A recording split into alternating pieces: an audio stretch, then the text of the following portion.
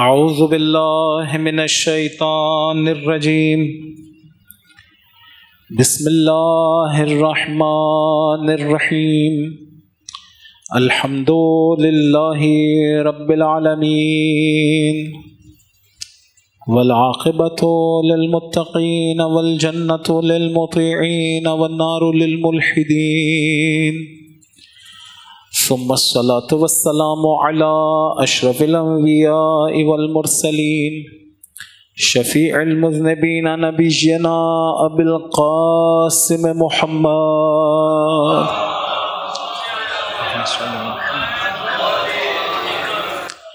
وعلى اہل بیتہ الطیبین الطاہرین الہداة المہدیین لا سیما بقیت اللہ فی الارضین روح له الفداء وأرواح العالمين واللعنة الدائمة على أعدائهم أجمعين من حين عداوتهم إلى قيام يوم الدين أما بعد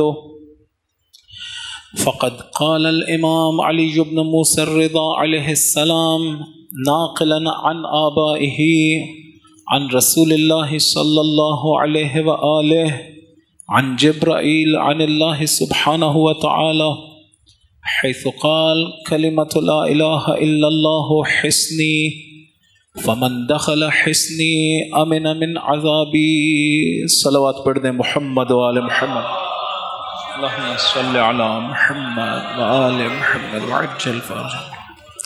خداوند متعال کا نہایت شکر گزار ہوں جس نے ایک مرتبہ پھر ہم سب کو یہ توفیق عنایت کی کہ اس کا اور اس کے پاک بندوں کا ذکر بجا لا سکیں۔ اس کی بارگاہ میں دعا ہے ہم سب کو خلوص عنایت فرمائے، اس ذکر کے صدقے میں ہمارے والدین کے، آبا و اجداد کے، تمام مومنین کے گناہان کبیرہ و صغیرہ معاف فرمائے، ہماری عاقبت بخیر فرمائے، ہمارے آقا و مولا کے ظہور میں تعجیل فرمائے اور ان کی توجہ ہم سب کو عنایت فرمائے۔ ایک درود پڑھ دیں محمد و آل محمد علیہ السلام۔ اللہم صلی علی محمد وآل محمد۔ آپ سب سے درخواست ہے کہ آج کی مجلس برائے ایصال ثواب جناب سیدہ نرجس بیگم عابدی، سید یعقوب الحسن رضوی، سید شمس الحسن رضوی، سید نجم الحسن رضوی، سیدہ اعجاز فاطمہ رضوی، سیدہ رضیہ بیگم رضوی، سیدہ تنظیم فاطمہ رضوی، سیدہ شمیم فاطمہ رضوی، سید ہاشم رضا رضوی اور سید اصغر حسن عابدی کے ایصال ثواب کے لیے ہے آج کی مجلس۔ ان کے بہرحال رشتہ داروں کی طرف سے یہ مجلس کا انعقاد کیا گیا ہے۔ آپ سے درخواست ہے ان سب کے لیے، اپنے اپنے مرحومین کے لیے، تمام مومنین و مومنات کے لیے، علماء و مراجع عظام و شہداء کے لیے ایک مرتبہ سورہ فاتحہ اور 3 مرتبہ سورہ اخلاص کی تلاوت فرما دیں۔ بسم اللہ الرحمن الرحیم الحمد للہ رب العالمین الرحمن الرحیم مالک یوم الدین إياك نعبد وإياك نستعين اهدنا الصراط المستقيم صراط الذين أنعمت عليهم غير المغضوب عليهم ولا الضالين بسم الله الرحمن الرحيم قل هو الله أحد الله الصمد لم يلد ولم يولد ولم يكن له كفوا أحد بسم الله الرحمن الرحيم قل هو الله أحد الله الصمد لم يلد ولم يولد ولم يكن له كفوا أحد بسم الله الرحمن الرحيم قل هو الله أحد الله الصمد لم يلد ولم يولد ولم يكن له كفوا أحد۔ ایک درود پڑھ دیں محمد و آل محمد علیہ السلام۔ اللہم صل علی محمد و آل محمد وعجل فرجهم۔ عزیزان میں عرض کر رہا تھا کہ خداوند متعال کی معرفت ہو یا قرآن کی معرفت ہو، توحید ہو یا کوئی اور حقیقت، کوئی بھی کمال ہو، وہ اس کی جائگاہ قلب بشر ہے، قلب انسانی ہے، ذہن انسانی نہیں ہے۔ کوئی بھی کمال ایک حقیقت کی شکل میں انسان کے دل میں اترے تو وہ انسان کے لیے کمال ہے۔ اس کو فقط سمجھ لینا اور اس کی فقط فہم ہمارے لیے کافی نہیں ہے۔ ثواب اور گناہ اپنی جگہ موجود ہے، یعنی آپ اگر فرض کریں سیرت کی ایک کتاب اٹھا کے دیکھ لیں یا توحید سے متعلق ایک کتاب اٹھا کے پڑھ لیں اور سمجھ لیں، اس کا ثواب اپنی جگہ برقرار ہے، لیکن عزیزان یہ وہ توحید نہیں ہے جس کا ہم سے مطالبہ کیا گیا ہے۔ مفاہیم توحید کا ہم سے مطالبہ نہیں کیا گیا، مفاہیم کے ذریعے سے عقیدہ بنایا جاتا ہے۔ بس خداوند متعال ہم سے ایمان کی حالت دیکھنا چاہتا ہے، نہ فقط عقیدے کی۔ اگر عقیدے کو ایمان کہیں بھی تو یہ ایمان کا بہت نچلا درجہ ہے، ابتدائی درجہ ہے، ابتدائی ایمان ہے۔ حتیٰ وہ جو انسان کی فطرت میں خداوند متعال نے اپنی توحید رکھی ہوتی ہے، وہ بھی عالی ترین درجہ ایمان نہیں ہے، وہ بھی ابتدائی ایمان ہے۔ وہاں سے آگے کے سفر ہیں جو انسان کو طے کرنے ہیں۔ مصیبت یہ ہے کہ ہم لوگ بہت پیچھے آ گئے اس جگہ سے جہاں پر ہم خلق ہوئے تھے تو بہت پاک اور پاکیزہ تھے۔ عزیزان، سیکھنے کی ضرورت ہے میں کس طرح سے ان بچوں کو جو خدا مجھے دیتا ہے اور پاک اور پاکیزہ ہوتے ہیں، کس طرح سے ان کی پرورش کروں، کس طرح سے انہیں سنبھالوں کہ ان کے پاس جو قیمتی ترین چیز خدا نے انہیں دی ہے وہی توحید اور تمام تر معارف، وہ گم نہ ہو جائیں، وہ ہاتھ سے چلے نہ جائیں، وہ جتنے محفوظ رہ سکتے ہوں محفوظ رہ جائیں۔ اہل بیت علیہ السلام نے ہمیں طریقے بتائے ہیں، سیکھنے کی ضرورت ہے۔ میں جاؤں سیکھوں، میں کیا کرتا ہوں تو ان کی اس فطرت کو چوٹ لگتی ہے، اس پہ ضربہ لگتا ہے۔ حتیٰ خود اپنے آپ کو نگاہ کروں، اپنے آپ کی طرف نگاہ کروں، میں کیا کرتا ہوں تو میرے دل پہ کدورت آتی ہے۔ یہ ہمارا دل اتنا حساس ہے کہ فرض کر جائیں کسی چیز سے ڈر جاؤں تو اس پہ ایک غبار آتا ہے۔ فرض کریں کہیں حالات خراب ہو گئے اور مجھے ڈر لگ رہا ہے، بس کچھ اور نہیں ہوا تو میرے دل پہ ایک غبار آ جائے گا۔ اگر میں کچھ نہیں کر رہا ہوں، فقط لالچ والی ایک کیفیت میں بیٹھا ہوا ہوں تو میرے دل پہ ایک غبار آ جائے گا۔ اگر میں کچھ نہیں کر رہا ہوں، ایک بچہ موجود ہے میرے گھر میں اور میں چیخ چلا رہا ہوں اور وہ سہم گیا ہے تو اس کے دل پہ ایک غبار آ جائے گا۔ میں اگر دوسروں سے حسد کرتا ہوں تو کسی کو نقصان نہیں پہنچا رہا، سب سے پہلا نقصان مجھے خود کو پہنچ رہا ہے۔ میں اگر فقط برائی کرنے کا تصور کروں تو میرے دل کے اوپر ایک غبار آ جاتا ہے، اس میں ایک سیاہی ایجاد ہو جاتی ہے۔ میں اگر کوئی ایک لقمہ حرام کھاؤں تو میرے دل پہ ایک غبار آ جاتا ہے۔ اسی طرح برعکس ہے، یعنی کتنی حساس چیز ہوگی یہ دل۔ علماء نے کہا، آیت اللہ حسن زادہ آملی کے جملے ہیں کہ جس چیز کو یہ غور سے دیکھتا ہے ویسا بن جاتا ہے۔ یعنی اگر آپ زری امام حسین علیہ السلام کے سامنے کھڑے ہو کے غور سے اس زری کو دیکھیں تو آپ کا وجود اس طرح کا ہو جائے گا۔ رجب علی خیاط کے پاس ایک انسان آیا، مرد آیا، اور اس نے آغا رجب علی خیاط نے کہا، تم نے یہ کیا کیا؟ کہا، میں جب آ رہا تھا تو ایک نامحرم کھڑی تھی، اسے دیکھ رہا تھا۔ کہا، میں تمہیں ایک عورت کی شکل میں دیکھ رہا ہوں، ظاہر میں نہیں بدلتا ہوں، لیکن وہ میرا دل وہ انہی کیفیات کی وجہ سے بدلتا رہتا ہے۔ کیوں قلب کہتے ہیں روح کو؟ اس لیے کہ وہ ہمیشہ متقلب ہے۔ قلب یعنی بدلنا، انقلاب یعنی ایک تبدیلی۔ کیوں روح کو قلب کہتے ہیں؟ اس لیے کہ یہ بدلتی رہتی ہے، ایک ہی حالت میں نہیں ہوتی ہے۔ تو چونکہ اس میں یہ خصوصیت ہے، اسے قلب کہا جاتا ہے۔ جس چیز کو غور سے دیکھوں گا وہی ہو جاؤں گا۔ کتنی حساس ہو گئی۔ دیکھیے، آپ سوچئے تو صحیح کہ روایات میں آیا ہے کہ آپ اگر نیکی کا فقط ارادہ کر لیں، ابھی نیکی انجام نہیں دی ہے، خداوند متعال آپ کے لیے ایک اجر لکھ دیتا ہے۔ وہ کیا ہے؟ آپ نے صرف ابھی ارادہ کیا ہے نیکی کا، خدا آپ کے دل کو نورانی کر دیتا ہے۔ ابھی کی نہیں ہے نیکی، یہ دل اتنی حساس چیز ہے۔ سب سے زیادہ قیمتی چیز ہمارے پاس یہ دل ہے۔ یہ دل، قلب المومن عرش الرحمن، یہ مومن کا دل خدا کا عرش ہو سکتا ہے۔ القلب حرم اللہ فلا تسکن فی حرم اللہ غیر اللہ، یہ دل خدا کا حرم بن سکتا ہے. فرمایا خدا کا حرم ہے، اس میں غیر خدا کو نہ رکھو. یہ جگہ ہی ایسی نہیں ہے جہاں خدا کے علاوہ کسی کو اور کو رکھا جائے. یہ خدا کا حرم ہے. میں نے شاید پہلے عرض کیا تھا، دوبارہ عرض کرتا ہوں، یہ بات ہمیں بار بار اپنے آپ کو بولنی چاہیے. آ کے پوچھا علی تم علی کیسے بنے؟ کیا جواب دیا؟ دیکھیں سوال یہ ہے کہ علی آپ علی کیسے بنے، یعنی میں کیسے آپ جیسا بن سکتا ہوں. آپ کسی سے پوچھتے ہیں آپ اتنے کامیاب بزنس مین کیسے بنے، یعنی میں کیسے بن سکتا ہوں، مجھے وہ طریقہ بتائیں. آگے کہا علی آپ علی کیسے بنے؟ کہا کنت بوابا علی باب قلبی، علی اپنے دل پہ پہرا دے دے کے علی بنا ہے. اس میں لمحے بھر کے لیے کسی کو نہیں آنے دیا.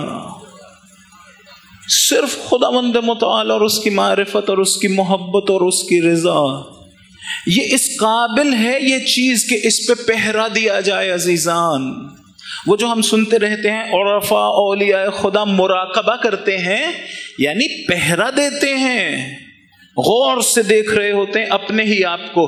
انہیں فرصت نہیں ہوتی وہ دوسروں کو دیکھیں دوسرے کیا کر رہے ہیں، انہیں یہ فرصتیں نہیں ہوتی ہیں. وہ غور سے اپنے آپ کو دیکھتے رہتے ہیں. میں مجلس میں گیا تو کیوں گیا، اس مجلس میں کیوں گیا، اس مجلس میں کیوں نہیں گیا، مجلس پڑھی تو کیوں پڑھی. ہر عمل کی طرف ان کی توجہ ہوتی ہے. دیکھ رہے ہوتے ہیں کہیں اس دیکھیے پتہ چل جائے آپ کو کہ آپ کے علاقے میں ایک بہت بڑا قاتل آ گیا ہے یا چور آ گیا ہے، تو آپ کیا کریں گے؟ ڈاکو آ گئے ایک علاقے میں، آپ کیا کریں گے؟ اگر پہلے ایک تالا لگایا کرتے تھے دل اس گھر پہ، تو اب 2 لگا دیں گے، بار بار جا کے چیک کریں گے. بالکل اسی طرح عزیزان، وہ مادی چیزیں ہیں جنہیں وہ چوری کر کے لے جائے گا، یہ شیطان میرے دل سے خدا کی جائے گا، ختم کر دے گا. کتنی حفاظت ہونی چاہیے اس کی. وہ جتنا اس ڈاکو سے اور چور سے بچنے کی کوشش کرتا ہوں، اس سے کہیں زیادہ لمحہ لمحہ میری توجہ ہونی چاہیے، کہیں یہ ہاتھ سے نہ چلا جائے، کہیں یہ ہاتھ سے نہ چلا جائے. وہ جو ہم دیکھتے ہیں کہ ابھی نماز پڑھنے کا دل کر رہا تھا لیکن 1 گھنٹے بعد نماز پڑھنے کا دل نہیں کر رہا، یا کل نماز پڑھنے کا دل نہیں کر رہا ہے، اس کی وجہ کیا ہے؟ اس کی وجہ یہ ہے کہ دل میں ایک تغیر ایجاد ہوا ہے، دل بدل گیا ہے. آپ مجلس میں آتے ہیں، خدا نہ کرے کوئی ارادہ کر رہا ہو کہ مثلا مجلس سے جاؤں گا، واپس جاؤں گا تو فلاں چیز دیکھوں گا، ٹی وی پہ فلم دیکھوں گا، ڈرامہ دیکھوں گا، کوئی ایسی چیز، لیکن مجلس میں آیا 2 آنسو امام کی یاد میں بہائے، واپس گیا تو دل ہی نہیں کیا. کیوں ایسا ہو گیا؟ اس لیے کہ دل بدل گیا ہے. یہ دل بدل گیا، اتنا حساس ہے کہ آپ نے بیٹھ کے ایک ذکر سنا ہے تو اب اس کی کیفیت بدل گئی ہے، وہ نورانی ہو گیا ہے. کسی نے آ کر مولا سے کہا مولا میں گناہ نہ کروں، فقط گناہ کا ارادہ کروں، تو اس میں کوئی ضرر ہے؟ مولا نے کہا ہاں، اگر تم ایک گھر میں وسط میں ہال میں آگ جلاؤ تو کیا گھر جل جائے گا؟ اس نے کہا نہیں مولا گھر نہیں جلے گا. کہا لیکن دھوئیں سے چھت سیاہ ہو جائے گی یا نہیں؟ گناہ نہیں کروں گا تو اس کا مطلب ہے اس گناہ کا جو اس کی پٹائی جو ہونی تھی، اس کے بعد عذاب ہونا تھا، وہ نہیں ہوگا، اس لیے کہ میں نے وہ والا گناہ نہیں کیا. جب تک وہ گناہ نہیں کیا تب تک وہ عقاب نہیں ملا. لیکن میں صرف ارادہ کر لوں کہ گناہ کرنے جاؤں گا، دل ہاتھ سے دے دوں گا، وہ عقاب نہیں ہوگا جو گناہ پہ تھا، لیکن دل ہاتھ سے چلا گیا، وہ اب میرے پاس نہیں ہے، اس کی کیفیت بدل گئی. سب سے زیادہ قیمتی چیز یہی دل ہے. عزائے امام حسین علیہ السلام اسی دل میں آنی ہے، محبت اہل بیت، محبت خدا اسی دل میں آنی. کوئی آپ نے آج تک دیکھا جس کے ذہن میں محبت آتی ہو، جس کے ذہن میں عزا آتی ہو، جس کے جسم میں عزا آتی ہو؟ عزاداری کرنا جسم کا کام نہیں ہے، حقیقت میں روح ہے جو عزادار ہوتی ہے، حقیقت میں دل ہے جو غم کی حالت میں آتا ہے.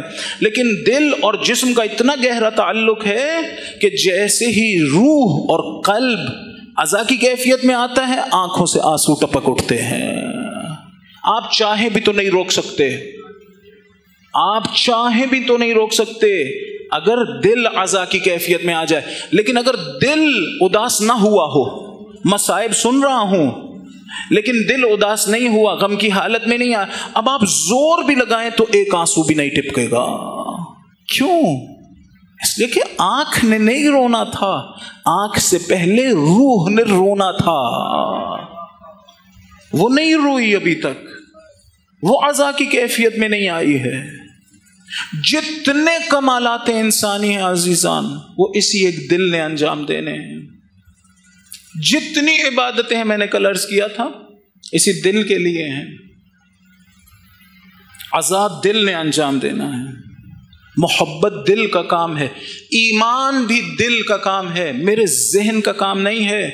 وقالت الاعراب آمنا، آیت جس طرح سے مجھے یاد ہے میں عرض کر رہا ہوں. وقالت الاعراب آمنا، اعراب نے کہا ہم ایمان لے آئے ہیں. حضور ان سے کہیے آپ لوگ ایمان نہیں لائے ہیں، کہیں اسلام لے آئے ہیں.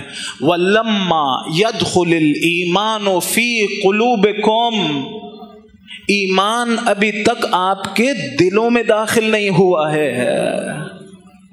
ایمان ذہن میں داخل ہی نہیں ہونا تھا، ایمان نے دل میں داخل ہونا تھا، روح میں داخل ہونا تھا. ایک حقیقی چیز ہے، ایک مفہومی چیز نہیں ہے ایمان. هو الذی انزل السکینۃ فی قلوب المؤمنین لیزدادوا ایمانا مع ایمانہم. وہ سکینہ سکون عطا کرتا ہے، اتارتا ہے کہاں؟ دلوں پر. کیوں؟ تاکہ ایمان زیادہ ہو جائے.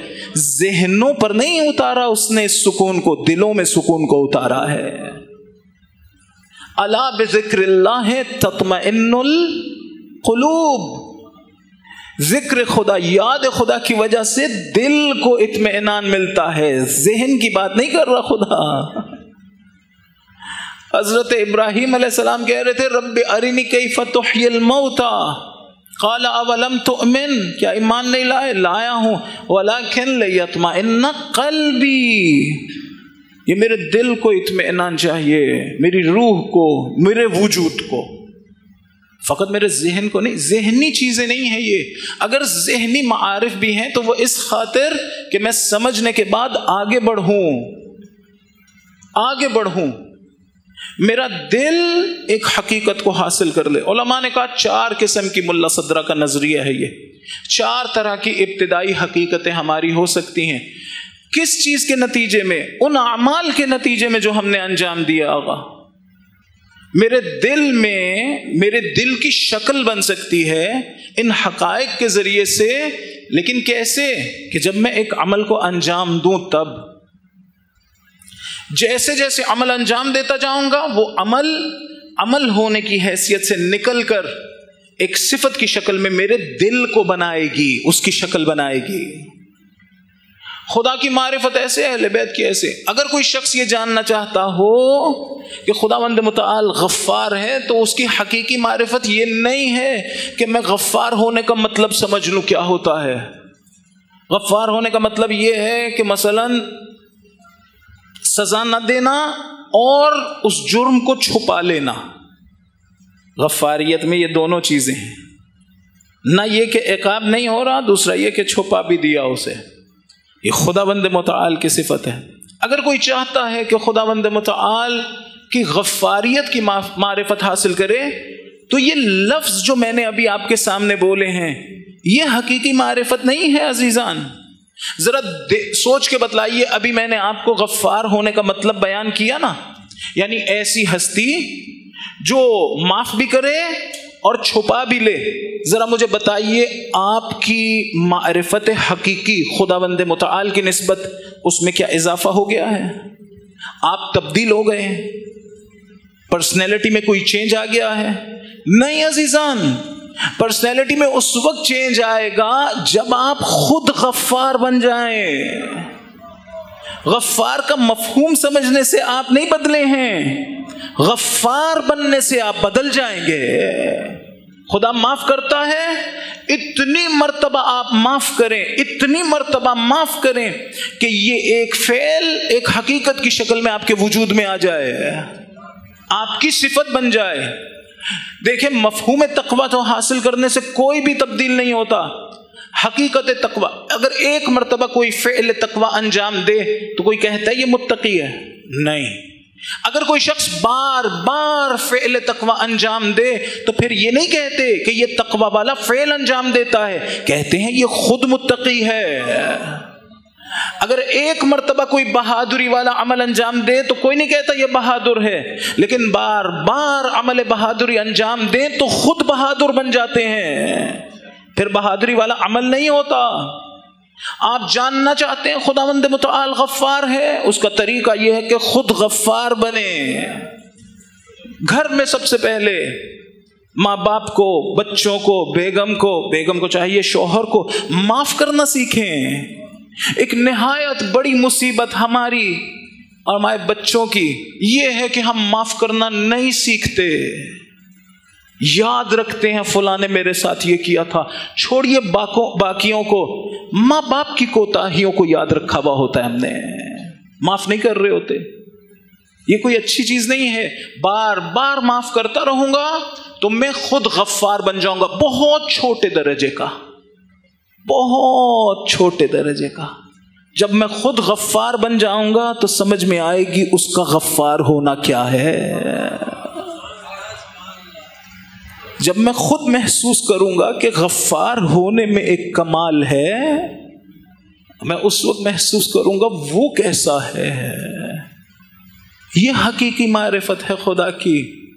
لفظ کی معرفت تو کسی کو بھی آ جانی تھی، وہ تو ایک کافر کو بھی پتا چل سکتا ہے غفار ہونے کا مطلب کیا ہے. دیکھیے اگر میں سیکھنا چاہتا ہوں، جاننا چاہتا ہوں حضرت عباس علیہ السلام با وفا تھے، تو وفا کا مطلب سمجھنے سے کچھ نہیں ہوگا. میں خود با وفا بنوں تو پتا چلے گا عباس کیسے تھے. میں خود حقیقت کو حاصل کروں. رحمت خداوند متعال کی کیا ہوتی ہے؟ رحمان کا مطلب کیا ہے؟ رحیم کا مطلب کیا ہے؟ یہ لفظ کے مطلب سیکھ لینے سے تو مجھ میں کوئی چینج نہیں آیا. خدا کی دو طرح کی رحمت ہے، ایک ہے رحمت رحمانیہ، ایک ہے رحمت رحیمیہ. رحمت رحمانیہ جو ہر ایک کے لیے ہے، شامل ہے سب کو، جو بھی وجود رکھتا ہے اسے رحمت رحمانیہ دی ہے خدا نے. حتیٰ وہ لوگ جو خدا سے دشمنی کرتے ہیں انہیں بھی رحمت دی ہے خدا نے، ان پہ بھی نازل کی ہے، انہیں بھی کھانا دے رہا ہے، پانی دے رہا ہے، ہوا دے رہا ہے، آکسیجن دے رہا ہے. رحمت یعنی ایک ایسی صفت جس میں کسی ایک کو آپ محتاج دیکھیں، اس کی حاجت کو پورا کریں. تو چاہے دشمن خدا ہے لیکن اسے کھانے کی ضرورت ہے، وہ کون دے رہا ہے؟ وہ کون سی چیز ہے جو تقاضا کرتی ہے کہ اسے بھی کھانا دیا جائے، اسے نہ روکا جائے کھانے سے، پانی دیا جائے، اسے وجود دے رکھا ہے. یہ جو رحمت رحمانیہ ہے یہ فقط مومنین کے لیے نہیں ہے، کفار کے لیے بھی ہے، انسانوں کے لیے نہیں ہے، فرشتوں کے لیے بھی ہے، جنات کے لیے بھی ہے، حیوانات کے لیے بھی ہے، پودوں کے لیے بھی ہے. جو پودے کو چیز چاہیے وہ کون دیتا ہے اسے؟ خداوند متعال. کیوں دیتا ہے؟ اس لیے کہ رحمان ہے، اس کی رحمت کا تقاضا ہے. لیکن ایک اس کی رحمت ہے رحیمیہ، رحمت رحیمیہ جو فقط مومنین کے لیے خاص ہے، وہ فقط مومنین کو دیتا ہے. قیامت میں اسی رحمت کا تقاضا ہوگا کہ خدا انشاءاللہ ہم سب کو معاف کر دے، خدا ہم پہ رحمت کرے. اللہ اکبر.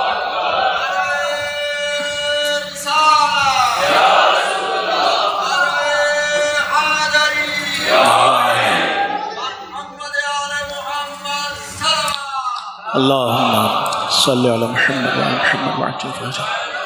فرمایا وما ارسلناک الا رحمتا للعالمین. رسول خدا صلی اللہ علیہ وآلہ وسلم کو خدا نے رحمت بنایا ہے. کس کے لیے؟ صرف مومنین کے لیے نہیں، عالمین کے لیے، سارے عوالم کے لیے حضور رحمت ہے. یہ کون سی رحمت ہے؟ یہ رحمت رحمانیہ. خداوند متعال کی رحمت رحمانیہ کی معرفت حضور کو ہماری طرح مفہومی معرفت نہیں ہے. وہ جانتے ہیں کہ مجھے خدا نے رحمت بنایا ہے، وہ خود رحمت ہیں.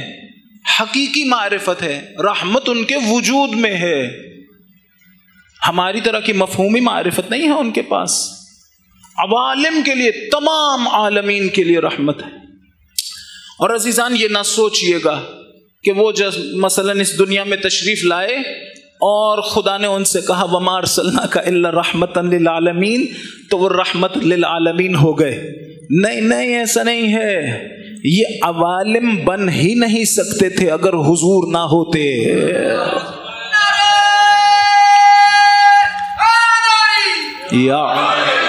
یہ بن ہی نہیں سکتے۔ اللہ اکبر یا رسول اللہ، یا اللہم صلی علی محمد وعلی محمد وعلی۔ یہ عوالم بن ہی نہیں سکتے تھے۔ ابھی بھی لمحہ لمحہ یہ جو میں بات کر رہا ہوں، یہ جو میں سوچ رہا ہوں، یہ جو آپ سن رہے ہیں، یہ جو ہم سب وجود میں ہیں، اگر حضور نہ ہو، اگر یہ رحمت رحمانیہ نہ ہو تو ان میں سے کوئی چیز بھی نہیں ہوگی۔ میں نے رحمت کا کیا مفہوم بیان کیا؟ رحمت یعنی صاحب ضرورت کی ضرورت کو پورا کرنا، ضرورت مند کی حاجت کو پورا کرنا۔ ہم سب کے سب ما سوی اللہ ممکن الوجود ہیں، خدا واجب الوجود ہے، نیسیسری بینگ ہے، ہم سارے پاسبل بینگز ہیں۔ پاسبل بینگ، ممکن الوجود ایسے موجود کو کہتے ہیں جس کو وجود میں آنے کے لیے علت کی ضرورت ہو، اس کی اپنی ذات کا تقاضا نہ ہو کہ وہ وجود میں آئے، اس کی اپنی ذات کا تقاضا نہیں ہے کہ وہ وجود میں آیا ہے، ایک اور ہستی بخش نے، ایک اور موجد نے اسے ایجاد کیا ہے، اس کی اپنی ذات میں تقاضا نہیں تھا۔ اگر ہماری اپنی ذات میں تقاضا ہوتا وجود میں آنے کا تو ہم ہمیشہ سے ہوتے، ہمیشہ کے لیے ہوتے۔ ہمارا ہمیشہ سے نہ ہونا دلیل ہے اس بات پر کہ ہمیں کسی نے وجود دیا ہے، یہ ہمارا اپنا نہیں ہے، ہمیں ضرورت ہے اس کی، وہ ہمیں وجود دے۔ اب سوال یہ ہے، اب ہم وجود میں آ گئے تو کیا اب اس کی ضرورت ہے یا نہیں؟ تو بعض لوگ سمجھتے ہیں کہ نہیں اب ضرورت نہیں عزیزان، ابھی بھی لمحہ لمحہ وہ ہمیں وجود دے رہا ہے۔ کیوں؟ اس لیے کہ ہمیں وجود میں آنے کے لیے جس طرح سے علت کی ضرورت تھی، اس وجہ سے کہ ہم ممکن الوجود ہیں، اسی طرح وجود میں باقی رہنے کے لیے علت کی ضرورت ہے، اس لیے کہ وجود میں آنے کے بعد ہم بدل نہیں گئے ہیں، ابھی بھی ممکن الوجود ہی ہیں، ابھی بھی پاسبل بینگ ہیں، نیسیسری بینگ تو نہیں ہو گئے۔ اگر نیسیسری بینگ ہو تو ہمیشہ کے لیے رہیں گے، ایسا تو نہیں ہے۔ روزمرہ میں دیکھتا ہوں لوگ مر رہے ہیں، اس کا مطلب ہے ہم لوگ پاسبل بینگز ہیں، ممکن الوجود ہیں، اور ممکن الوجود کو علت کی ضرورت ہوتی ہے جو اسے وجود دے۔ میں ابھی بھی ممکن الوجود ہوں، ابھی بھی ضرورت ہے مجھے کسی ایسے کی جو مجھے لمحہ لمحہ وجود دیتا رہے۔ یا ایھا الناس انتم الفقراء واللہ هو الغنی الحمید، اے لوگو تم لوگ محتاج ہو، خدا محتاج نہیں ہے، غنی و حمید ہے۔ کس چیز کی ضرورت ہے ہمیں؟ کہ ہمیں کوئی ہر لمحہ وجود دے۔ خدا بند متعال کی رحمت رحمانیہ کا تقاضا ہے کہ ہمیں ہر لمحہ وجود دیتا رہے۔ وہ جس ہستی کے ذریعے سے یہ کام لیتا ہے اسے رسول خدا کہتے ہیں۔ وَمَا أَرْسَلْنَاكَ إِلَّا رَحْمَةً لِلْعَالَمِينَ، یعنی یہ کہ جو کچھ عوالم میں ہے آپ ان کو وجود عطا کر رہے ہیں۔ خداوند متعال حضور کے ذریعے سے وجود عطا کر رہا ہے، حضور کے واسطے سے وجود دے رہا ہے، نہ فقط ہمیں۔ اللہم صلی علی محمد وعلی محمد وعلی، نہ فقط ہمیں جو اس دنیا مادی کی مخلوقات ہیں، جمادات و نباتات و حیوانات و انسان اور جن، سب کو، ہر چیز کو، ہر ذرے کو، ہر ذرے کے لیے وہ رحمت ہے۔ نہ فقط ہمیں، عالم برزخ کی مخلوقات، عالم عقل کی مخلوقات، تمام فرشتے، تمام نوری مخلوقات، ان سب کو وجود خدا عطا کر رہا ہے حضور کے صدقے سے۔ بس اب دیکھیے کہ کس طرح کی رحمت ہے، ایک ایسی رحمت ہے۔ اچھا یہ رحمت جو وہ خداوند متعال کی انہیں حاصل ہے، مفاہیم تو نہیں ہے نا، حقیقت ہے۔ یہ حقیقت کہاں آتی ہے عزیزان؟ میں نے کیا بتایا، ذہن میں نہیں آتی، روح میں آتی ہے نا۔ بعض لوگ سمجھتے ہیں کہ حضور جب اس دنیا میں آ گئے، یہ آیت نازل ہو گئی تو اب رحمت للعالمین بنے۔ نہیں، میں نے عرض کیا کہ حضور کے وجود بابرکت کے بغیر یہ عوالم وجود میں آ ہی نہیں سکتے تھے، جس طرح سے ان کے وجود بابرکت کے بغیر یہ عوالم وجود میں نہیں آ سکتے تھے، ان کے وجود بابرکت کے بغیر وجود میں رہ نہیں سکتے، وجود میں رہ نہیں سکتے۔ یا وہ ہو یا انہی کی حقیقت کی کوئی جز ہو، وہی نور، یا وہی نور اس حقیقت کی کوئی جز ہو۔ اگر نہ ہو تو کیا نتیجہ ہے؟ لولا الحجہ لساخت الارض باہلها، اگر حجت خدا نہ ہو یہ دنیا رہ ہی نہیں سکتی ہے۔ اور یہ بھی نہیں سوچنا چاہیے کہ جب ظاہری طور پہ اس دنیا سے چلے گئے تو ختم ہو گئی بات، نہیں، جب تک یہ باقی ہے دنیا تب تک وہ رحمت ان کی باقی ہے۔ ایک درود پڑھ دے محمد و آل محمد علیہ السلام پر۔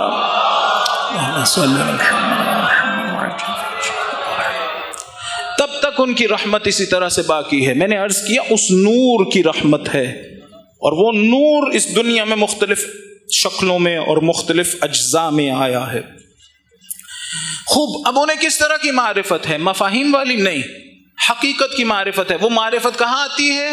روح میں اور قلب میں۔ بعض لوگ سمجھتے ہیں کہ جب تک حضور مکرم زندہ تھے، یعنی ظاہری طور پہ ہمارے درمیان تھے، تو مثلا ان کو خداوند متعال نے بہت سی قدرتیں دے رکھی تھی اور ان سے ہم مانگ بھی سکتے تھے، وہی جس طرح سے حضرت عیسیٰ علیہ السلام سے مانگتے تھے لوگ۔ دیکھیں حضرت عیسیٰ علیہ السلام سے جب کوئی کہتا تھا کہ مردے کو زندہ کر دو، بیمار کو شفا دے دو، تو یہ تو نہیں سوچتا تھا نا کہ یہ اپنی طاقتوں سے یہ کام کر رہے ہیں۔ سب کو پتا تھا کہ خدا نے انہیں یہ طاقتیں دے رکھی ہیں، یہ خدا کی مرضی سے یہ کام کر سکتے ہیں، اس میں کوئی شک تو نہیں کرتا۔ اور ان سے لوگ جا کے کہتے تھے کہ میرے بچے کو مثلا شفا دے دیں یا فلاں کو زندہ کر دیں، کسی نے آج تک نہیں کہا کہ یہ شرک ہے،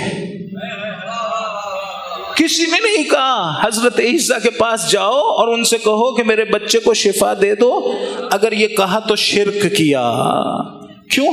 اس لیے کہ وہ کہنے والا جانتا تھا کہ خدا نے انہیں یہ طاقتیں دی ہیں، خدا کی مرضی سے استعمال کرتے ہیں، اس کے اذن کے مطابق، یعنی خدا نے بنایا ہی اس لیے ہے کہ وہ ہماری حاجتیں سنیں اور خدا کی مرضی کے مطابق پوری کرتے رہے۔ کہاں پر شرک ہوا؟ کوئی شرک ہی نہیں ہے۔ لیکن سوال یہ ہے کہ حضرت عیسیٰ علیہ السلام یہ کام اپنے جسم کے ذریعے سے کرتے تھے یا اپنی روح کے ذریعے سے؟ یہ مردے کو زندہ کر لینے کی صلاحیت ان کے جسم کی تھی یا ان کی روح کی؟ یہ کمال کہاں پر تھا؟ ان کی روح میں، جسم میں یہ کمالات نہیں آتے ہیں۔ ہمارے پاس بھی اگر کچھ قدرتیں ہوں تو وہ ہمارے جسم کی تو نہیں ہوں گی۔ آپ نے آج تک دیکھا ہے کوئی ایسا جس کا جسم بہادر ہو، جسم متقی ہو، جسم پرہیزگار ہو، جسم جھوٹا ہو، جسم عفیف نہ ہو؟ نہیں، سارے کے سارے کمالات انسان کے جسم کے نہیں، اس کی روح کے ہوتے ہیں۔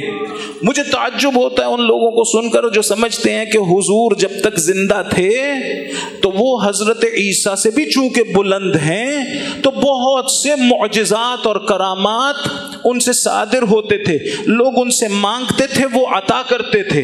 اور پھر وہ یہ سوچتے ہیں کہ جب ان کا تعلق اس جسم مبارک سے جدا ہو گیا تو نہیں، اب نہ ان سے بات کرنا جائز ہے، نہ ان سے مانگنا جائز ہے، نہ وہ دے سکتے ہیں۔ جواب یہ دوں گا، اگر تو وہ اپنے جسم کے بدولت یہ کام کرتے تھے تو آپ کی بات درست، اور اگر ان کی روح کی یہ قدرت تھی تو وہ ابھی بھی زندہ ہے۔ روح تو کہیں نہیں چلی گئی نا، روح میں تو کوئی تبدیلی نہیں آئی، فقط اتنا ہوا ہے کہ روح کا اور جسم کا علاقہ تدبیری ختم ہوا ہے۔ ان کا جسد مبارک وہاں مدینہ میں ہے مثلا، لیکن جو کمالات تھے سارے کے سارے وہ کس کے تھے؟ وہ تو روح کے تھے۔ تو ان کے فوت ہو جانے سے، ان کی رحلت سے فرق کیا آیا ہے؟ وہ کمالات پہلے بھی روح کے تھے، ابھی بھی روح کے ہیں۔ کوئی فوت ہو جانے سے وہ کمالات ختم ہو جاتے ہیں؟ نہیں۔ تو جب ختم نہیں ہوئے تو جس طرح پہلے ان سے مانگتا تھا ابھی بھی مانگتا ہوں، وہ جس طرح پہلے دیتے تھے ابھی بھی دے رہے ہیں، وہ ابھی بھی رحمت ہیں، وہ ابھی بھی رحمت ہیں، کوئی تبدیلی نہیں آئی ہے۔ ایک درود پڑھ دیں محمد و آل محمد علیہ وسلم۔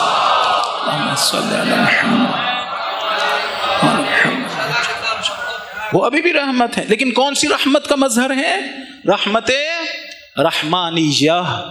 وما ارسلناک الا رحمتا للعالمین۔ یہ عالمین کے لفظ سے مجھے یہ سمجھ میں آتا ہے کہ یہ والی رحمت رحمت رحمانیہ ہے، لیکن چونکہ خدا کی ایک اور رحمت بھی ہے جو رحمت رحیمیہ ہے، تو اس کا بھی تو مظہر ہوں گے، وہ بھی تو جلوہ گر ہوئی ہوگی حضور۔ اللہم صلی علی محمد وآل محمد وعجل فرجہ۔ تو وہ جو دوسری رحمت ہے خداوند متعال کی جو فقط مومنین کے لیے خاص ہے، وہ بھی تو ان کے دل مطہر میں، ان کے وجود مقدس میں اتری ہوگی۔ اس کے بارے میں قرآن نے کیا کہا؟ کہا وَبِالْمُؤْمِنِينَ رَؤُوفٌ رَحِيمٌ۔ یہ ہمارا بھیجا ہوا یہ مومنین کے ساتھ رأفت بھی کرتا ہے۔ رؤوف ہونا خدا کا نام ہے نا، اگر کسی کے وجود میں جلوہ گر ہو جائے یہی رأفت تو اب وہ رؤوف ہے۔ خدا رؤوف لامحدود، خدا رؤوف مطلق، اور یہ خدا کی مخلوق۔ فرق یہ ہے، اس کا اپنا کچھ نہیں ہے، اس کا جو ہے وہ خدا نے دیا ہوا، خدا کا جو ہے وہ کسی اور نے نہیں دیا ہوا، لیکن اسے خداوند متعال نے دیا ہے۔ پس یہ رحمان بھی نہ علم خداوند متعال کی طرح، یہ رحمان کا بھی مظہر ہے اور رحیم کا بھی مظہر ہے۔ وَبِالْمُؤْمِنِينَ رؤوف رحیم، حضور کے بارے میں اترا کہ یہ مومنوں کے ساتھ رؤوف بھی ہیں، رحیم بھی ہیں۔ یہ دوسرا والا اسم یعنی وہی رحمت رحمانیہ۔ ایک درود پڑھ دیں محمد و آل محمد علیہ السلام۔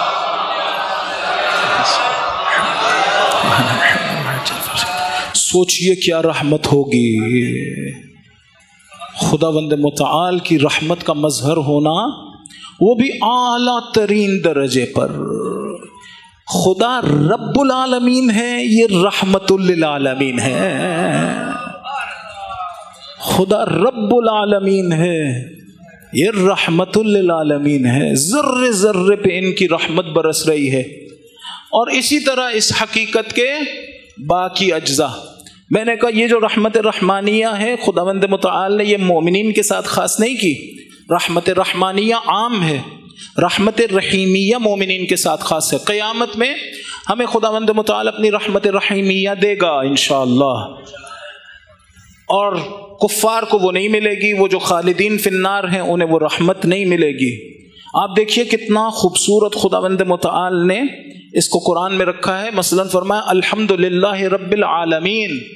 ہمارے دادا محترم فرمایا کرتے تھے نہیں کہا الحمدللہ خالق العالمین، یعنی یہ نہ سوچنا کہ تمہیں فقط خلقت کے لیے خدا کی ضرورت تھی، نہیں، خلقت میں آنے کے بعد ابھی بھی تم اسی کے محتاج ہو، ابھی بھی، اسی لیے کہا رب العالمین، نہ کہا خالق العالمین۔ پھر فرمایا الرحمن الرحیم، کیوں نہیں کہا الرحیم الرحمن؟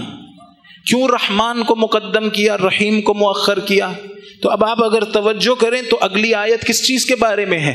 مالک یوم الدین۔ چونکہ قیامت کا ذکر آنے والا تھا اس لیے رحیم کو مالک کے ساتھ جوڑ دیا، کہا الرحمن الرحیم۔ ایک ولی خدا کو، ایک نہایت نیک انسان کو میں سن رہا تھا، وہ کہہ رہا تھا کہ جب ہم نماز پڑھنے لگتے ہیں تو اس آیت تک پہنچتے پہنچتے انسان پہ لرزہ طاری ہو جانا چاہیے، جیسے ہی کہے مالک یوم الدین، لفظ یوم الدین کہہ رہا ہو اور اس کے وجود پہ لرزہ طاری ہو۔ یہ کب ہوگا؟ جب ہمارے دلوں میں ان حقیقتوں کا عکس آئے گا، ان حقیقتوں، یہ حقیقتیں جلوگر ہوں گی، فقط مفاہیم نہیں ہیں عزیزان جو ہمیں یہاں تک لے جائیں۔ تو یہ نور اور اس کے باقی اجزاء سب کے سب، میں کہہ رہا تھا رحمت رحمانیہ عام ہے، حتیٰ خدا کس سے جو دشمنی کرتے ہیں، خدا سے دشمنی کرنے والے، آج آپ دیکھ لیں سارے ظالمین کو خداوند متعال سے جو دشمنی کر رہے ہیں انہیں بھی کھانا پینا مل رہا ہے یا نہیں؟ لیکن قیامت میں ان سے کوئی آسانی نہیں برتی جائے گی، ان کا حساب لیا جائے گا، اور خدا کی خاص رحمت ہوگی، خصوصاً مثلا یہ غزہ کے مظلومین، دیکھیے کیسے چھوٹے چھوٹے بچے ہیں، بھوکے ہیں، پیاسے ہیں، ڈرے ہوئے ہیں، سہمے ہوئے ہیں۔ واقعاً انسان کو ان مظلوموں پر گریہ کرنا چاہیے۔ مسلمان ہیں، رسول کو ماننے والے ہیں، عزیزان کبھی ایسے لوگوں کی باتیں نہ سننا جو غزہ پہ ہونے والے ظلم کو بیان ہوتا ہوا نہ دیکھنا چاہتے ہوں، وہ جس مرضی لباس میں ہوں۔ اس منبر کا کام ہے یہ، من اصبح ولم یہتم بامور المسلمین فلیس بمسلم۔ جو صبح کے وقت بیدار ہو جائے، یعنی خدا نے اسے آج بھی زندگی دی ہے اور اسے مسلمانوں کے امور کے بارے میں کوئی فکر نہیں ہے، اس کا مسلمانوں سے کیا تعلق ہے؟ اس کا مسلمانوں سے کوئی تعلق نہیں ہے۔ اہل بیت ہمیں یہ سکھلا کے گئے ہیں، کبھی توجہ نہ کرنا ہے ایسے لوگوں کی طرف۔ اور کون ہے ان مظلوموں کا ساتھ دینے والا؟ میں بعض اوقات کہا کرتا ہوں، فرقہ واریت والی بات نہیں کر رہا ہوں، لیکن بہرحال افتخار سے اس چیز کو بیان کرتا ہوں کہ جب کبھی اسلام پہ حرف آیا ہے علی کے ماننے والوں نے دفاع کیا ہے۔ اللہ اکبر، یا رسول اللہ، یا دیکھیے علی کے پیروکار ہیں، اسی رسول کے پیروکار ہیں جو دفاع کرتے ہیں۔ رحمت کا مطلب کیا عرض کر رہا تھا؟ کسی کی ضرورت کو دیکھ کے اسے پورا کرنا۔ بعض لوگ فقط اپنے گھر کے بارے میں کہ میرے گھر والوں کی ضروریات پوری ہو جائیں، اگر اس کی رحمت کا دائرہ وسیع ہو جائے تو یہ اپنے رشتہ دار، باقی رشتہ داروں کے بارے میں بھی فکر مند ہو جائے گا۔ آپ دیکھتے ہیں معاشرے میں اس طرح کے لوگ ہوتے ہیں، فقط اپنے گھر کے بارے میں نہیں سوچتے، اپنے دیگر رشتہ داروں کے بارے میں۔ اگر اس کی رحمت کا دائرہ وسیع ہو جائے، یعنی اس کا وجود اور زیادہ پاک ہو جائے اور بڑا ہو جائے، پھر کیا کرے گا؟ پھر اپنے ہمسائے، اپنے رشتہ داروں کے علاوہ اپنے ہمسائے دیکھے گا، کوئی بھوکا تو نہیں سو رہا۔ لیکن اس کی رحمت کا دائرہ اور بڑا ہو جائے تو اہل علاقہ سارے، اور بڑا ہو جائے اس کی رحمت کا دائرہ تو یہ پورے شہر والے، اور زیادہ اس کی رحمت کا دائرہ بڑا ہو جائے تو پورے ملک میں، پورے خطے میں پیش آنے والی مشکلات کے بارے میں پریشان نظر آئے گا۔ یہ کوئی معمولی انسان ہے، یہ کوئی معمولی انسان نہیں ہے۔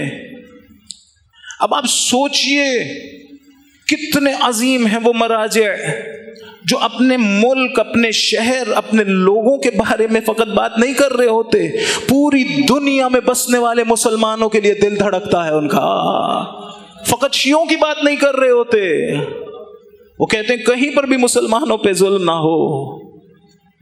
کتنے بلند ہوں گے وہ، کتنے عظیم ہوں گے۔ نہ فقط یہ کہ فقط شیعوں یا مسلمانوں پر، کہیں پر ظلم ہو تو وہ برداشت نہیں کرتے ہیں، کہیں پر بھی ظلم ہو تو وہ لوگ برداشت نہیں کرتے ہیں۔ یہ خداوند متعال نے واقعاً، میں ایسے بعض اوقات سوچتا ہوں کیا لطف ہے خدا کا، ہمیں ایک ایسے زمانے میں پیدا کیا ہے جہاں اتنے بڑے بڑے لوگ موجود ہیں۔ تشیع کے افتخار کا زمانہ ہے، سربلندی کا زمانہ ہے۔ ایسا مکتب ہے ہمارا جس نے سید حسن جیسے لوگ اس راہ میں دیے ہیں. یہ معمولی لوگ نہیں ہیں، یہ بہت بلند لوگ ہیں عزیزان. یہ رحمت کا تقاضا ہے. اگر ہمارا بھی وجود بڑا ہو جائے ہم بھی ہیں اسی اعتبار سے. میں عرض کر رہا تھا رحمت رحمانیہ کا تقاضا یہ ہے کہ بعض اوقات دشمن کو بھی دیتے ہیں، دشمن کو بھی دیتے ہیں. وہ کوڑا پھینکتی ہے حضور پہ، لیکن جس دن نہیں پھینکا ہے تو گئے ہیں پوچھے ہیں آج کہاں تھی وہ، پتہ چلا بیمار ہے. بعض لوگوں نے کہا کہ یہ قصہ اسی طرح سے ہے. حضور گئے ہیں طائف کی وادی میں، پتھر بڑے ہیں اور حضرت جبرائیل علیہ السلام آ کے کہہ رہے ہیں کہ اگر آپ حکم دیں تو انہیں ختم کر دوں. حضور اجازت نہیں دے رہے ہیں. امیر المومنین علیہ السلام کے سر پہ تلوار ماری ہے، علی کہہ رہے ہیں یہ ڈر گیا ہے، اس کے ہاتھ کھول دو. کتنی رحمت ہے. کہہ رہے ہیں اس کے ہونٹوں سے معلوم ہوتا ہے کہ اسے پیاس لگی ہے، وہ جو دودھ میرے لیے رکھا تھا وہ لا کے اسے دے دو. ایک شخص ہے امام زین العابدین علیہ السلام کے پاس آتا ہے، اللہم صلی علی محمد وعلی محمد وعجل فرجہ ولا عادہ، اور مولا اسے کھانا دیتے ہیں، اسے سواری دیتے ہیں، اس کے ساتھ اچھی طرح سے پیش آتے ہیں. وہ کہتا ہے شاید تم نے مجھے پہچانا نہیں ہے. کیا جواب دیا؟ کہا نہیں، میں علی اکبر کے قاتل کو نہیں بھول سکتا ہوں. ہے علی اکبر کا قاتل، لیکن کھانا اسے بھی کھلایا ہے، سواری اسے بھی دی. کتنا بڑا وجود ہوگا امام کا جو اپنے قاتل کو بھی کھانا دے رہے ہیں، اسے روک نہیں رہے ہیں. اس سے ایسی ہستیاں ہیں عزیزان. ضرورت اس بات کی ہے کہ ہم انہی کی صفات کی جلوہ بنیں. کل میں نے عرض کیا تھا کس طرح سے بہن کٹے ہوئے لاشیں پر آئی تھی.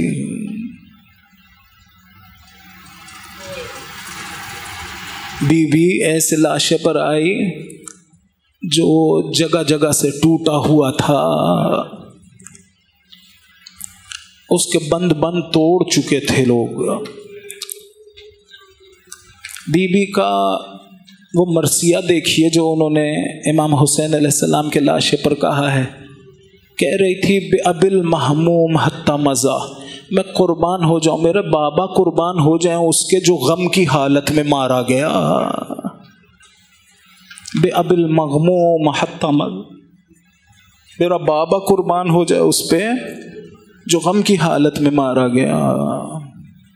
خدائی تو رسول خدا کو خطاب کر کے کہہ رہی تھی وا محمدہ صلی علیک ملائکۃ السماء یا ملیک السماء ھذا حسین بالعراء مرمل بالدماء مقطع العزاء وبناتک السبایا. اے رسول خدا، آپ پہ فرشتوں نے اور خدا نے درود و سلام بھیجا، آئیے دیکھیے آپ کا بیٹا کس حال میں ہے. یہ خاک و خون میں غلطاں ہے، اس کی عبا امامہ، اس کا لباس لوٹ لیا گیا ہے. اس کے ہاتھ سے انگوٹھی اتارنے کے لیے ظالم نے اس کی انگلی کاٹ دی ہے. مجزوز الراس من القفا، اس کا سر پس گردن سے کاٹا گیا ہے. یہ کس کی حالت ہے؟ یہ بہن کی. آپ مجھ سے پوچھئے چھوٹی سی بیٹی کی کیا حالت ہوگی؟ مقتل کے جملے ہیں. جناب سکینہ سلام اللہ علیہا بابا کے پاس، لاشے کے پاس بیٹھی، کبھی لاشے سے خوشبو سونگتی تھی، کبھی خون لے کے اپنے آپ کو لگاتی تھی. بعض مقاتل میں آیا ہے کہ بابا کا ہاتھ اٹھاتی تھی، کبھی اپنی آنکھوں پہ رکھتی تھی، کبھی اپنے سینے پہ.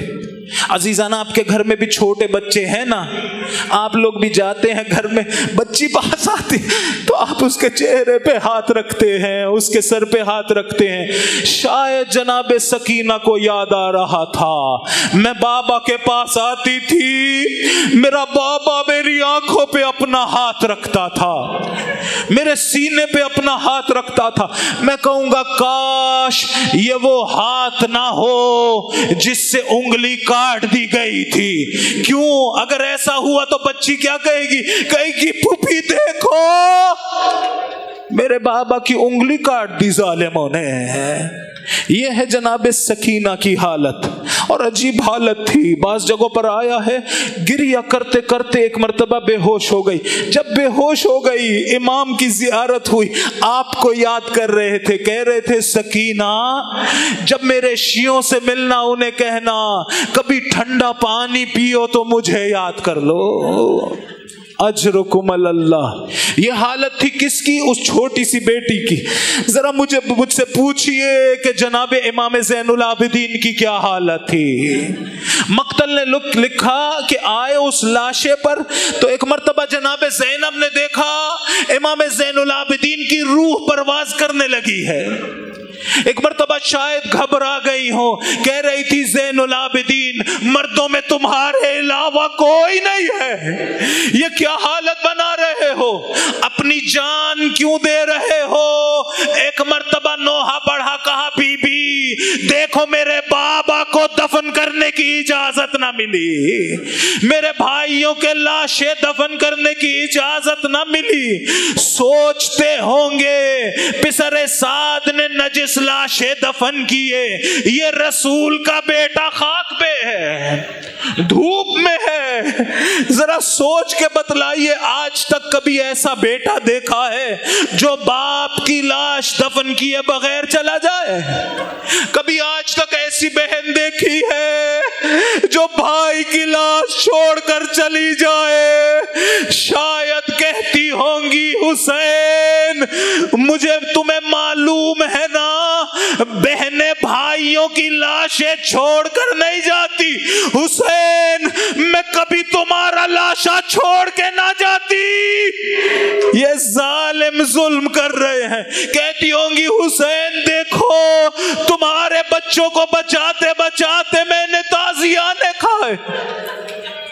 ایک مرتبہ ظالم نے کہا سب کو سوار کیا جائے, بی بی نے بڑھ کے سب کو سوار کیا. جب اکیلی رہ گئی علی کی بیٹی, ایک مرتبہ مقتل کا رخ کیا, دریا کا رخ کیا, آواز دے رہی تھی. شاید مدینہ سے نکلنا یاد آیا تھا. جب مدینے سے نکل رہی تھی نا, راوی کہتا ہے میں نے دیکھا بیبیاں آ رہی تھی, لوگ بڑھ کے سوار کر رہے تھے. ایک بی بی آئی, حسین نے کرسی چھوڑ دی, جناب غازی آگے بڑھے, اپنے گھٹنے کا سہارا دے رہے تھے, کہہ رہی تھے بی بی یہاں پر پاؤں رکھ کے سوار ہو جاؤ. شاید یہ منظر یاد آیا, دریا کا رخ کیا, آواز دی ابو الفضل انت الذی ارکبتنی اذ اردت الخروج من المدینہ. عباس یاد ہے مدینہ سے نکلتے وقت تم نے سوار کیا تھا, آؤ دیکھو مجھے سوار کرنے والا کوئی نہ رہا. جب یہ جملے جناب زین العابدین نے سنے, ایک مرتبہ عصا کا سہارا لیا, آگے بڑھے, سنبھل نہ سکے, منہ کے بل زمین کربلا پہ گر گئے. جناب زینب نے یہ منظر دیکھا, ایک مرتبہ پکاری زین العابدین میں تمہیں سوار کرتی ہوں. سوار کر دیا بے کجاوا اونٹ پر. ظالم نے کہا یہ کس طرح سنبھلے گا, بیمار ہے, توق ہے, یہ اونٹ سے گر جائے گا. ایک مرتبہ ظالم پکارا وہ کام کروں گا, زین العابدین نہیں گریں گے. کیا کیا, ایک پاؤں میں ایک سرا رسی کا باندھا, اونٹ کے نیچے سے گزاری, دوسرے پاؤں میں باندھا. لیکن اب قافلہ چل رہا ہوگا تو سوچئے کیا گزر رہی ہوگی. قافلے پہ سوار بیبیاں, امام زین العابدین مڑ مڑ کے دیکھتے ہوں گے, ہائے ہمارے بابا کا لاشا دفن نہ ہوا. اجرکم اللہ. یہی وجہ تھی جب 2 دن بعد اعجاز سے آئے, بابا کی لاش پر ایک مرتبہ جھک کے بڑا گریہ کیا. بنی اسد آگے بڑھے, کہا اس کو دفن کرنے کی ہم کوشش کرتے تھے لیکن ہم سے یہ لاشا نہیں ہلایا جاتا تھا. کہا یہ لاشا فقط میں دفن دفن کر سکتا ہوں. کہا ایک مرتبہ ایک چٹائی لا دو جس میں میں اپنے بابا کا لاشا لپیٹ دوں. چٹائی میں لاشا لپیٹا, قبر کے حوالے کرنا چاہتے تھے. بنی اسد نے کہا ہم آپ کی مدد کریں. کہا نہیں, معی من یعیننی, میرا مددگار ساتھ آیا ہے. ایک مرتبہ لوگوں نے دیکھا لاشا قبر کے سپرد کر رہے تھے, رسول کے 2 ہاتھ آ گئے, اپنے نواسے کو آغوش میں لیا ہوگا. ایک مرتبہ اتر گئے امام زین العابدین قبر میں, یاد آیا ہوگا رسول کی شریعت میں بندے کفن کھولنے ہوتے ہیں. سوچتے ہوں گے بابا کو تو کفن نہیں ملا. شریعت میں لکھا ہے دائیں جانب کروٹ پہ لٹا دو وہ جس کی پسلیاں ٹوٹ چکی ہو. بیٹا انہیں کس طرح سے دائیں کروٹ پہ لگائے. ایک مرتبہ یاد آیا ہوگا چہرہ قبلہ کی طرف کرنا ہوتا ہے. سوچتے ہوں گے میرے بابا کا سر کہاں سے لاؤں. شاید قبر سے نکلنا مشکل لگ رہا تھا. بعض مقاتل نے لکھا ایک مرتبہ جھک گئے زین العابدین, بابا کی خشک رگوں پہ بوسے دے رہے ہوں گے. باہر آئے قبر سے, مٹی بھرنا شروع کی. جب ڈال دی نا مٹی, اب اپنے ہاتھ سے لکھ رہے تھے ھذا قبر حسین ابن علی الذی قتلوہ عطشانا غریبا. یہ اس حسین کی قبر ہے جسے غربت میں پیاسا.